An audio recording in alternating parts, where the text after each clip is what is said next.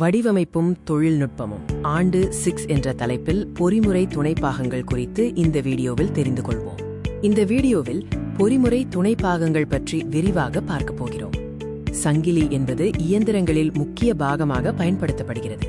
இது சக்கரங்களுக்கிடையே இயக்கத்தை அல்லது சக்தியை கடத்த பயன்படுகிறது.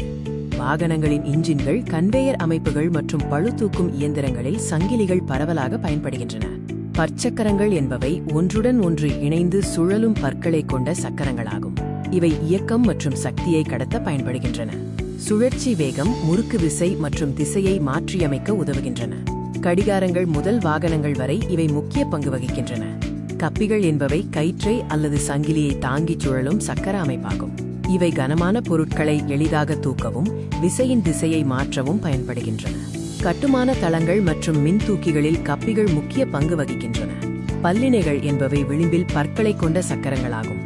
இவை இணைந்து சுழல்வதன் மூலம் இயக்கம் மற்றும் விசையை கடத்த பயன்படுகின்றன. பல்லிணைகள் சுழலும் வேகம், முறுக்கு விசை மற்றும் திசையை மாற்றியமைக்க உதவுகின்றன. பட்டை கப்பி அமைப்பானது 2 அல்லது அதற்கு மேற்பட்ட கப்பிகளை ஒரு பட்டை மூலம் இணைத்து ஓர் அச்சிலிருந்து மற்றோர் அச்சுக்கு இயக்கத்தை அல்லது திறனை கடத்த பயன்படும் ஒரு இயந்திர அமைப்பாகும். இது வேகத்தை மாற்றவும் சுழலும் திசையை மாற்றவும் பயன்படுகின்றது. உருளைக்கோல் இயந்திர பொறியியலில் உராவை குறைக்க பயன்படுகிறது. உருளை தாங்கிகள் கனமான சுமைகளை தாங்கவும் மென்மையான இயக்கத்தை அதிகரிக்கவும் உதவுகின்றன. இது பெரும்பாலும் கடினப்படுத்தப்பட்ட உலோக கலவைகளால் ஆனது. உருளைக்கோல் தாங்கி என்பது உருளை வடிவ உருளை அமைப்புகளை பயன்படுத்தி நகரும் பாகங்களுக்கு இடையே உராவை குறைக்க பயன்படும் ஒரு வகை தாங்கி ஆகும். வாகன சக்கரங்கள், தொழில்துறை இயந்திரங்கள் மற்றும் மின்சார மோட்டார்கள் போன்ற பல்வேறு பயன்பாடுகளில் இவை பயன்படுத்தப்படுகின்றன.